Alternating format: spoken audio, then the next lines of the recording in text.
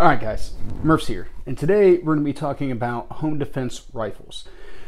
It seems for the most part the home defense rifle is a very overlooked aspect of a home defense loadout. I know quite a few people who do keep home defense firearms, but I would not consider my friends to necessarily be the norm in the gun ownership community. I would like them to be the norm, and I would like to do my part to make them more of the norm along with everybody else. But that's just not the case. And nothing more accurately reflects that than either A, what the traditional wisdom is, or B, current firearm sales. Let's start with the current firearm sale thing first. So ever since, this whole pandemic and all this stuff started, we've been posting, as a country, we've been posting record firearm sales. Every month we beat last month's record, and that's awesome. I really enjoy that. There are a ton of first-time gun buyers getting out there, understanding that they need to take responsibility for their life, for their personal security and safety, and are actively seeking the tools with which to do so. But what a lot of them are doing is they're following an older line of thought on what makes a good home defense weapon. So they're buying either handguns or shotguns. Now, there's nothing wrong with that. So once again, I'm just happy you're armed. Fantastic. I appreciate that you made that choice. But I would throw in my opinions, and that's all this really is, are my opinions on what would make for a good home defense weapon, and I don't think the rifle should be overlooked. Now, what I see everyone buying right now are defense-oriented shotguns, or even buying what would generally be considered more of a sporting shotgun and converting it over to being a defensive shotgun. Nothing wrong with that. Or they're buying 9mm handguns, also very popular. Now, in general, I always endorse having a long gun available for home defense situations. A long gun just does everything better when it comes to actually stopping a fight. As I've said so many times already, you guys have got to be tired of hearing it. Handguns are not effective fight stoppers. They are good because they are present, but they should never be the thing that we default to if we have a reason to believe that we have a heightened cause for action, or a reason to believe that we are actually going to have to get into a shootout. It would be better to have a long gun than a handgun pretty much any time. And right now, I think the current situation in the country kind of typifies what a lot of people have been talking about for years as to why you would want to have guns on hand. We've got, riots and all this other kind of crazy stuff going on with the government and this, that, and the other thing, and there's a whole variety of reasons that are definitely rightfully pushing people to want to be armed. And I want to make sure that they're armed properly. Long guns are the key to that. Be it shotguns or rifles, I don't care. Pick one, but definitely have one available. In my own home defense setup, it is a handgun that I have immediately accessible, but my plan is that I will secure that handgun, and then I will use that handgun to make my way to where long guns are stored so that I can actually bring out a fight stopper. Now, that's all that's supposed to do. Handgun gets me to the long gun, and then hopefully no shooting has started yet, and I still get to dictate how this battle is going to unfold. And when it unfolds, it happens with a long gun. That's my preference. Now, most people are picking shotguns for this purpose, and in a lot of ways, that's not a bad choice. A shotgun is a lot of power. It's a lot of capability in one package. They're very versatile. They have a lot of options. Shotguns, as a rule, are very simple. They're very easy to load. They're very easy to be able to check the condition of so that you can be safe with your weapon. They have a ton of ammunition options out there. You can do birdshot, buckshot, slugs, less than lethal options. There's all kinds of stuff that are built to be fired out of a shotgun. So it's a very versatile tool in that aspect. Actually functioning like sights and all that kind of stuff. Every shotgun, okay, no, I guess 99% of the shotguns on the market come with a bead sight already affixed to the barrel. A single focal point for aiming. And you lay that on a target and it's going down. That's very simple. That's very difficult to not be able to see the advantage in that.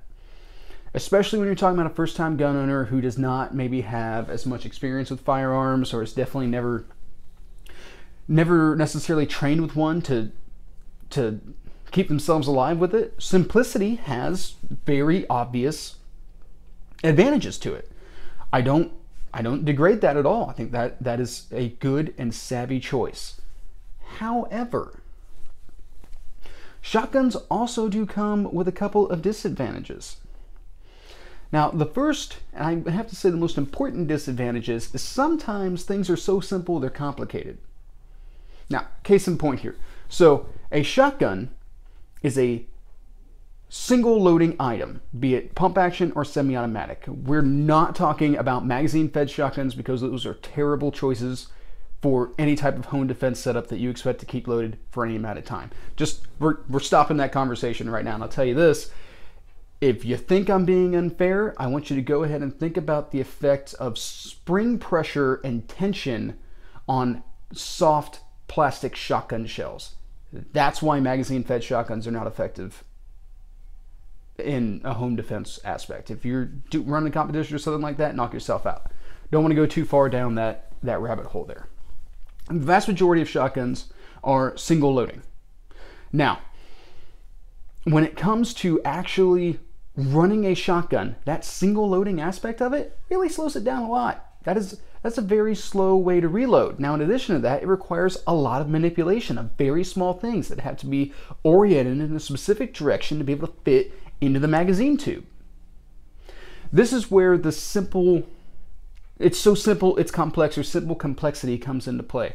A shotgun is a very effective thing to load up, not under duress, set it in a corner, and then grab it when you need it.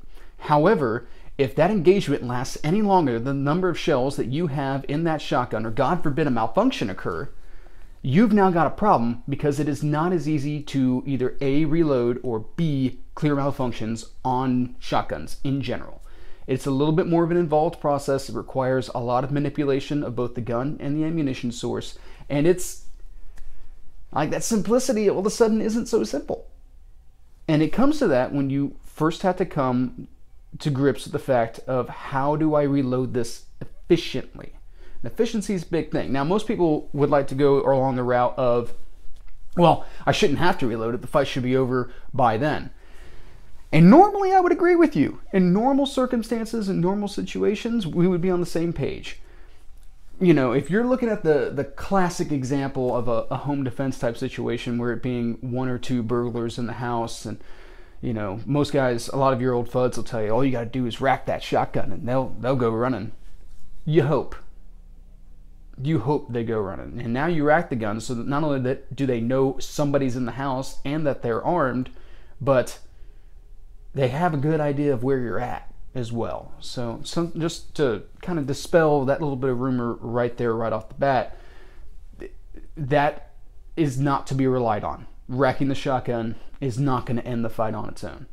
When we pull this thing up to fight, when we rack that shell in the chamber, we had better be ready for a fight. That's how that you got to get that concept in your mind right now. Now,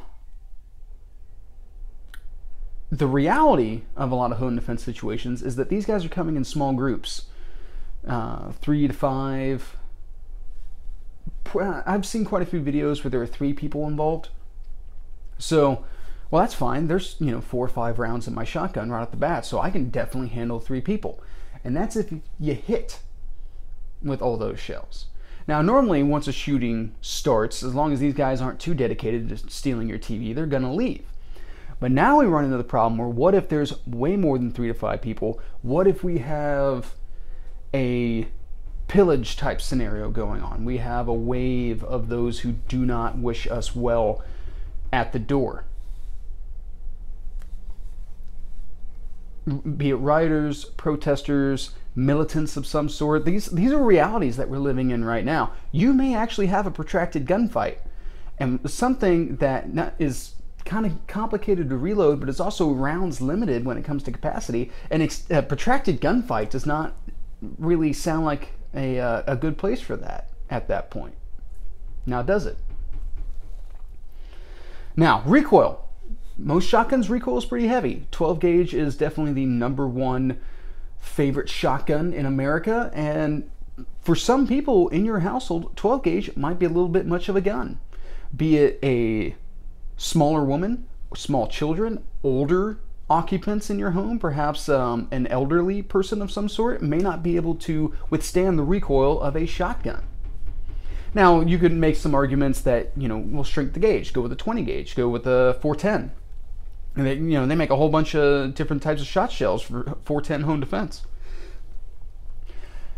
And one of the problems is when you shrink gauge, you shrink a lot of the advantages of a shotgun. You're really playing with that power kind of dynamic that you have going on there once you start going with less shot. A 20 gauge shell is going to hold less shot, less powder, all the above than a 12 gauge shell does. There's no going around that. So now you have fewer rounds going down range. You have less coverage, or you have less power, or any of the above. And I would also caution you very heavily against 410 self-defense loads. A lot of them are very gimmicky and not effective. So that would not be the first place I would go, being 410, just right off the bat. Now, sighting systems on shotguns, once again, they're simple. However, if you actually have to use a bead sight at any distance, all of a sudden you won't find yourself so confident in a bead sight. Right off the bat. A lot of shotguns you can affix rails to, and you can put red dots and stuff like that onto, and I would actually highly endorse that right off the bat. But keep in mind that as you add additional optics, you add complexity to the system, and it does require you to know more about what it is that you're doing, which we'll get into that a little bit more as we go. Now, another big aspect of shooting a shotgun is that there's this idea, and it's very prevalent from video games, that shotguns just create this wall of lead that, if you point it down a hallway, you'll just own that whole hallway starting at that 90-degree line of the bore, and just everything down there's toast. And that's not the reality. When you're talking about 12 gauge buckshot, let's say, you're talking about 8 to 9 pellets in the shot shell. That's it. It's 8 to 9 32 caliber pellets, so you're unloading a magazine of a 32 auto every time you fire one shot. But at close range, those are still a very tight group coming out of the end of the bore. They do not instantaneously fan out. So you're talking about a cone of fire extending from the bore as this thing starts to expand. But at close range with a shotgun, a lot of people will tell you don't even have to aim, just point it in their direction and you'll hit them. That's not the reality. You have to make sure that your sight is aligned on the target and send that pattern of shot into the target. Also, if you're switching over because you want maximum penetration, all that kind of stuff, you say you're using a slug, you definitely want a sighting system with a slug. And I've shot quite a few slugs through bead-sighted guns, and it's possible to hit a man-sized target out to like 50 with it. But once you get past 50 yards, it gets really squirrely. And 50 yards, honestly, is kind of squirrely. You're not exactly going to get some sort of like 1-inch grouping of 12 gauge slugs with a bead sight at 50. You'll touch the body, for however many rounds that you fire, but they will not be some sort of crazy tight cluster like you would expect with a rifle. So those are things that should be considered when it is that you want to choose a shotgun for your home defense gun. Now let's talk about rifles. Rifles come with a lot of very interesting advantages right off the bat. So the thing about rifles is, especially when you're talking about the AR and the AK, they are a little more complex than just shoving some shells into a tube and shoving some shells in a tube and just using like a bead sight to kind of get in the neighborhood of where your opponent is and hitting a slide release and all that kind of stuff. There's way more parts and things to operate on an AR or an AK than there really are on a shotgun. However, once you figure them out, they become very intuitive, especially on an AR-15 where everything is pretty centrally located. It's very ergonomic. It's easily reached by your fingers and all that kind of stuff to be able to operate the gun. AK is a little different in that dynamic and where it's not ergonomically set up at all. However, everything is very large, very easy to get a hold of and operate. And keep in mind, AKs were built by recently industrialized countries in the millions to be supplied to illiterate guerrillas all around the world. If they can figure it out, you can figure it out. I promise. So once you figure out the dynamics of running an AK or AR-15 or anything along those lines. Once you figure out the dynamics of it, it's actually very effective and it's very easy to do. Everything just kind of falls into place. It's like the rifles were designed for that for some reason. So now when you're under duress and you have your rifle handy, ready to go, everything, as long as you spent the time on the range, which is the key part to either aspect of this. If you want to run a shotgun, you got to spend time on the range running a shotgun, actually running a shotgun. Maybe get some instruction on it. If you're going to run a rifle, you should probably do the same thing. But ultimately, you can effectively run the rifle in a self-defense situation and really change the dynamic in the positive for you. Now, in addition to that, rifles come with at least a 5-round magazine and up to drum magazines with hundreds of rounds inside of them. Now, I run 30-round magazines in my home defense guns, and that's a lot of ammunition on tap, ready to go. So it doesn't matter how many targets you throw at me. Not only do I have a bunch of rounds in the magazine, but I also have additional high capacity, or well, standard capacity magazines, as we say now, on hand, ready to go. So after I exhaust those first 30, that's okay. I am one quick reload away from being back into the fight and being able to keep up an effective volume of fire if I do have a protracted gunfight going on. Some advantages with rifle right off the bat. Now, in addition to capacity and manipulation and all that kind of stuff, AR-15s, AK-47s, weapons of that variety are not that heavy on recoil. So literally any family member, regardless of age or physical conditioning, can handle these rifles very effectively, and they can actually reliably make hits and manage the recoil in such a way that they are not unsafe to anyone else around them. Those are some hard advantages to overlook right off the bat. There's a reason the AR-15 is such a popular rifle to begin with. Light, easy handling, light recoiling, it's a good system, and if you aren't using one of these in your home defense setup, you might be doing yourself a disservice. It's not a guarantee. I'm not telling you that you're wrong. I'm just saying that it definitely bears thinking about. Your consideration for even just 5 minutes could really change your odds in a gunfight should you ever wind up in one. Now, another great thing about AR-15s is you can set them up, and AKs now, the aftermarket for AKs has actually really exploded, but you can set up these guns for whatever you would like. You have a ton of optics options. You have rails that you can put lights, and you can hang all kinds of your whiz-bang features, toasters, bayonets, whatever it is that you want to hang off this gun. You can fit them on this gun, and you can find a spot for them, and you can make this to where it is comfortable and easy for you to use. It's customizable in that fashion. I can't think of a better setup for a home defense gun. You should not have to work around your gun. Your gun should be intuitive and natural for you to work with. You should have it set up in such a manner that you can, blindfolded, you can still hit every part that you need to hit on the gun. You can still function it perfectly.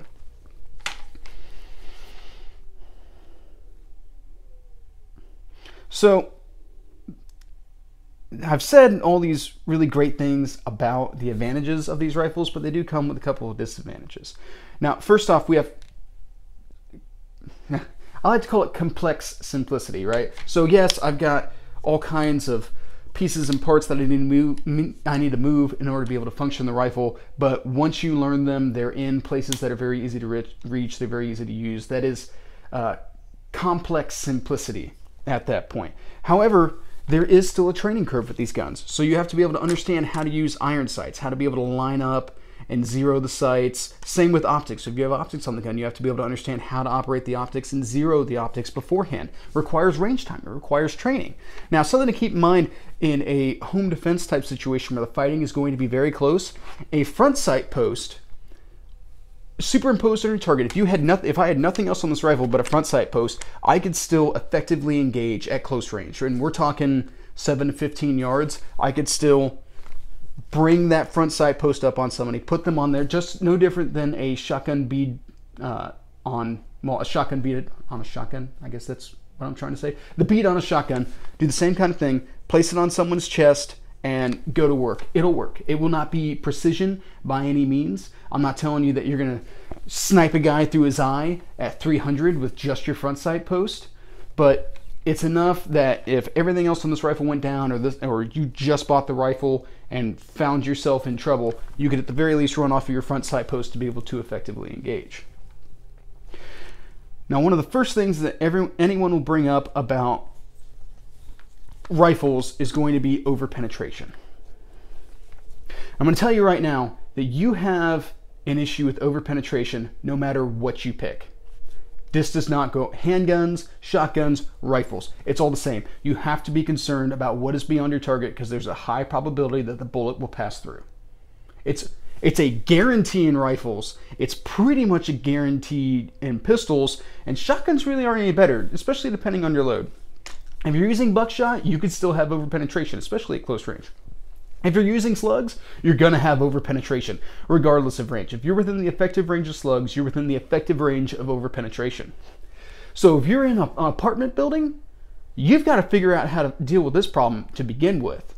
Now, for those of us who live in the suburbs, I'm still concerned about shooting my neighbor no matter what it is that I use, so I've got to take some things into consideration. Now, there's a couple ways you can go around this. First one, I hear a lot of people go with, and I don't entirely agree with, is frangible ammunition. Frangible ammunition are bullets that are made of copper and like tin, a couple other types of metal to be able to bond together into a bullet shape. And when they impact a hard object, they come from together. They just break apart into a fine powder. And you see it used a lot in indoor training and like shoot houses and all that kind of stuff, or against steel targets. That's another very popular place for it. And it is literally designed to not over-penetrate. That's fantastic. It's designed to minimally penetrate. So when you decide to take something like a frangible bullet against a human being, which are relatively soft targets, you're still not going to get that much penetration, and you're going to get, I mean, it's going to come apart and it's going to break apart into a bunch of little pieces, but they're not moving terribly fast. So it's not like you're going to get a detonation inside of somebody. No, they'll break apart and they'll wind up in other parts of the body and all that kind of stuff. But that's not an instantaneous fight stopper. At best, dude's got a whole bunch of internal bleeding and maybe he's going to die somewhere else. But for the moment, he's still potentially in the fight. So you really got to take that into account. Like, cool, if I miss and it hits the drywall, the bullet's not going to completely penetrate the house. Well, that's pretty cool. I like that dynamic. But best case scenario, I shoot dude and he doesn't go down. So now I've got to shoot him again and again and again and again and again. Now, think about, actual engagements and all that kind of stuff. Most people are going to fire more than one bullet. They're going to fire a lot of bullets. And even if they make impacts on the person, they're probably going to keep shooting that person until they're down and not moving anymore. You see it all the time in officer-involved shootings. You give a guy a 19-round magazine, you give a police officer a 19-round magazine, he's going to expend 19 rounds in the course of his shootout. That's going to happen, if not the next magazine as well. That's just how adrenaline and all that kind of stuff works. You've got a thing in your hand that's supposed to stop this threat. You feel threatened. It is a threat. You're justified in shooting and all that kind of stuff. Really, even if you're not justified in shooting, you have a thing that's supposed to stop a threat, and that's all you're focused on. You're threat-oriented at that point, and you want that threat to stop threatening. So bullets are the way to do that. And that's the reality of the situation. But you want those hits to be effective when you do make them. So we don't want to default to the idea of like, well, yeah, well, let's pump 10 frangible bullets into them. Well, what if it takes more than 10? What if it takes less than 10? All these different options, right? Most people will tell you do not use frangible ammunition as a self-defense load. Now, there are a couple of times where it's acceptable to kind of assume the risk of frangible ammunition, and you'll see it a lot on like oil transports, airplanes. That's a big deal. People are concerned about explosive decompressurization on airplanes. And U.S. Marshals and Air Marshals bullet, blow past somebody or through somebody into the fuselage. Okay, yeah, that's kind of an issue. In your home, if it's that big of an issue to you, I really implore you to spend a lot of time selecting that ammunition. There are options out there that are supposed to be kind of barrier selective, that they'll perform really well or not so well, depending on if it's a hard or a soft target. I'll tell you right now, that ammunition is way more expensive, but it is available. So if that's the direction you want to go, do your research, spend your time. Now, what I have gone with is that I use soft point or hollow point ammunition. Now, hollow points in a rifle are not terribly effective. And soft points have an issue where soft point is supposed to be designed so that you get expansion, but you also get deeper penetration. So it takes longer for the bullet to expand as it's penetrating through. It's supposed to be used against, you know, deer and other types of animals that have thick fur, fat caps, all that kind of stuff that it's going to have to, the bullet's going to have to travel through in order to be able to reach vital organs to stop the animal from moving. So why do I pick these options that neither one is actually all that great in the self-defense situation?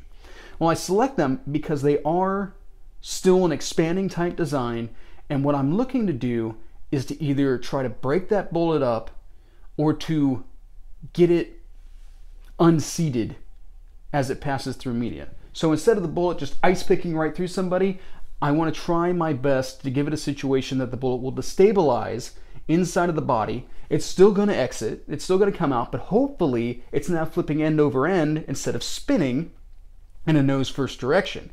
So that way, let's say I shoot a guy and the bullet comes keyholing out the other side of him and it hits my wall.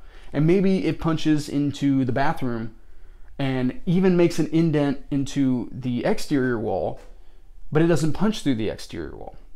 Or even if it does punch through the exterior wall, it's shed so much energy by this point that it bounces harmlessly off of the neighbor's house. Now, that of course implies that I hit my target, which means that I've really got to make sure that I connect, which is why I spend as much time on the range as I do, to make sure that when I fire a round, it goes to the target that I want it to. Those are some key things there. Are these, is that the go-to answer? You got to decide that for yourself. That's the answer that I came up with. That's what I'm going to go with, and that's what I've been going with. Do some research, look it up on your own, and figure out what you're willing to accept to be your answer in this regard. All right. I'm going to have to say that that really truly is the biggest disadvantage of a rifle, because everything else is trainable around it. Now, another option that someone could try to go with would be to, in some way, armor the walls, but I'm just saying, what are you going to do? Line your walls in sandbags? Just imagine being the guy that breaks into that house, walks in and is like, nah, I don't think this is where I want to be. This guy's got everything covered in sandbags. Nah, done. See you guys later. Bye. Now, when it comes to running any type of home defense weapon, you've got to set it up. You've got to set it up for the best case scenarios and the worst case scenarios. So there are two things that I think, we're going to focus on rifles, but these same kind of things apply to shotguns. There are two things that I think every defensive rifle needs. It needs an optic, it needs a sighting system, I should say, and it needs a flashlight. This rifle has a sighting system and a flashlight. I'm telling you right now, guys, every rifle I get gets this basic approach. It will have a sighting system and a flashlight. So let's talk about sighting systems. Just having iron sights on this gun, that's a sighting system, completely fine. Is it the best sighting system in the world? Is it the easiest to operate and all that kind of stuff? I mean, they're fairly simple, but they don't, there's a couple of disadvantages to running iron sights, but you have sights. Done. Minimum requirement met. Sights. Iron sights, perfectly acceptable in this case. Flashlights. This is a Streamlight HL-X. I don't care what you put on rifles, as long as you have some kind of light. Meet the minimum requirement so that in a dark type situation in your home, you can identify a target. So now you have the ability to identify the target and you have the ability to engage the target. Minimum requirements have been met. Now, after that, we start to get into discerning preference, right? Now, what does that mean? It's kind of a term I'm more or less making up. So you got your iron sights, and you're like, man, these are really good, but you know, I spent some time on the range and I've thought about it, and I would really like some a different optic on here. I've got a little bit more money in my pocket now. I'm going to get something else to put on the rifle. So now you have enough time, energy, and money put into your home defense gun to know that, like, yeah, irons work, but they're not my ideal. I need something a little bit better because of this scenario or this situation. Cool. So now put a little bit more money into it and get yourself an optic of some sort. And at that point, I now call this having a backup sighting option. So now this Holosun 503 GU is my go-to optic, it's my primary. But now let's say, you know, and red dot's really fantastic for this because you can see them in the dark, right? So if I have identified that I do have a threat, I don't want to give my position away anymore with my light, I can now switch to entirely using my red dot and line up on my target that way, and they can't see my optic. I'm the only one who can see my optic, and I can see it in the dark. Really fantastic. But then if something happens to my optic, I've got my iron sights so that I can switch back to the old method, which might require me to have to white light as I go. You know, this, let's say you have a rifle, you know, this rifle set up with this light being on a quad rail. This is not my ideal. At some point, I would actually like to shift this to an offset mount, run off of this quad rail. But for the moment, it works. I have my pressure pad set up on the opposite side. It does what it's supposed to do. A future upgrade to make this rifle just a little bit more adaptable to me, I'll put it on an offset mount. It's the same kind of deal for you. Or perhaps, now that you got a little bit more money in your pocket, you decide, man, I picked up a really cheap Walmart flashlight to put on my gun. I've now got a little bit more money. I don't think this light's gonna hold up for too much longer. I should get something better. That's okay. You did right the first time you got a gun. Okay, now, in order for the gun to be effective, you do need a couple of things. You don't need a lot of stuff. Don't let anyone sit and don't let anyone tell you different. You need just a little bit of stuff to make the weapon effective for home defense. So you invested a little bit of money and you got some stuff on there to at least get you started. Those can be placeholder optics. Those can be placeholder lights. That's fine. There's nothing wrong with that. You've got to be savvy with your money because it's not just guns and ammunition that we have to buy. We've got bills we've got to pay. We've got food we got to put on the table. So we've got to be savvy with what we do, but it's okay to have a placeholder. Honestly, as far as I'm concerned, you could duct tape a light to this and put a styrofoam cup on top with, I don't know, a dot painted in the center of it and call it good. I would really like you to upgrade that as soon as possible, but if you've at least expressed the fact that you know you need these minimums, you've got your foot in the door. You know, maybe when you got a little bit more money in your pocket, you can upgrade to a solo cup. I don't know, whatever works for you. I presently have a rifle that has a gun show, you know, off-brand pistol light on it. Hasn't broken yet. And it's a placeholder until I have enough time and money to pay attention to upgrading that light. It works. It's doing just fine. It hasn't done anything that I don't want it to do just yet. So I'm fine with being able to throw my money at other projects as I go. I've always got a ton of projects going on at the same time. Now, anything else after that becomes pure preference. If you want, you know, mag pull bad levers so that you can, you know, do your mag changes faster. You want a flared mag well so that you can insert your magazines more easily when you're not looking, or you want to upgrade your buttstock because you want something that's a little more comfortable. All that stuff, those are not function altering. That is pure preference. You can run this rifle just fine with a sight and a light without all that other stuff. All that other stuff just becomes whatever makes it more comfortable to you. There's nothing wrong with it. It's just not a priority. And we got to keep our priorities straight in this stuff, especially at a time when a lot of people are cash strapped. This is another one of my home defense rifles. As you can see, I've got the basics knocked out right off the bat. I have a sighting system and I have a light. Set up, ready to go, no issues. You can do whatever it is that you need to do.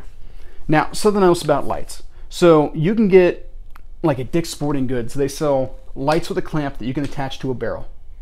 All right, and then you have your iron sights. You have some simple mag pull backup sights, and you've met that minimum that we talked about before, right? Everything checks out. I'm completely fine with that. However, I would like to see that light and your optic choice upgraded in the short term. So even there are a couple setups out there where you can still use that same kind of light, but you can actually get a clamp that fits right into your front sight post. It moves it off the barrel, which, you know, a lot of people will cry about barrel harmonics when you attach a light to your barrel, but ultimately, if you're only shooting within the distance of your house, barrel harmonics are not going to come into play in accuracy. The furthest shot in my house is 42 feet. Barrel harmonics are not going to change whether or not I hit somebody in the torso. That's just reality. But it's not the ideal setup. So especially if you're concerned about maybe having to defend the home from outside threats, it's not the ideal setup. So going to something here, which is already an attachment point to the barrel, so you're impacting accuracy less, is a pretty good setup. Ultimately, I would prefer to see it off the handguards of some sort, but once again, if you're cash strapped, these options will work. Now, a variable optic like this one, maybe not the best choice if you're just worried about engaging inside of your home, but this is meant to be a versatile rifle for me, so I want this to be good for threats inside and outside of the home. So I have a 1:6 variable power on this. The great thing about red dots and variable power optics is that they work a lot like shotgun beads. You put that sight on your attacker and you send those rounds and they will impact. The 1 power option on this operates a lot like a red dot. It is an illuminated reticle.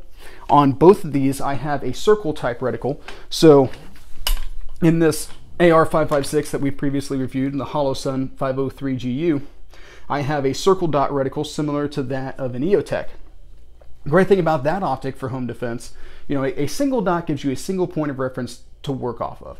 This kind of comes back into simple complexity, because if you want to take it out to greater ranges, you have to be able to understand how the size of that dot and ranging targets and all that kind of stuff. It's why most people don't like to shoot red dots at long range, because it is kind of difficult, and most people don't want to put the time or effort into understanding it. But with that circle around it, the great thing about that circle is if I put that circle on someone's chest, I don't even have to worry about the dot. I know that if I have the circle on the body, I am going to make hits within that circle. So as long as there's the vast majority of that circle is filled with some part of my target's body, rounds are going there. That's fantastic. This Truglo optic is the same kind of setup. I have a semicircle around my central reticle, and as long as I get that circle on the target, I'm good to go. Simplicity in your gear. Now, I have my light, of course. This is an Inforce WML-XL. And I also have a sling on this particular rifle. Now, a lot of people will tell you that, like, oh, well, you got to have a sling on your rifle, so if you have to render aid, or you have to restrain somebody, or help a family member out of the line of fire, or throw down some gun foo because, you know, ninjas have invaded your house and now you're in a close range battle, so you need to be able to sling your rifle to get it out of your way. We're getting into some crazy rabbit holes right here. I do not think a sling is a requirement on a home defense rifle. You can set the rifle aside. You can do whatever it is that you need to do. You're in your own home. You, in theory, have time. Is it a bad addition? Does it take away from anything? I mean, other than if you're if you're clearing the house, you have the gun on sling and you catch it on something, that would be kind of detrimental. But that's up to you to be able to control the parts of your gun. That's just like saying, well, you don't want to have a magazine release because if you bump the magazine release and the magazine falls to the floor, it's going to make a big clatter and then everyone's going to know where you are. Like, that's silly. We can't train around. We can't plan for our equipment screwing us over. We have to train around making sure our equipment doesn't screw us over. The only reason this rifle has a sling on it is because this is a fighting rifle for me that also is a home defense rifle. So I expect to use this to defend myself outside of the home as well as in the home, and when you start to go into different environments, a sling becomes very handy. But that's another video.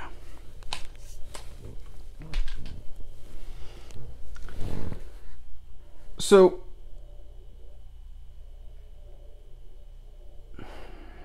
the biggest thing about home defense situations is understanding the situation that you're in and knowing the battlefield, so to speak.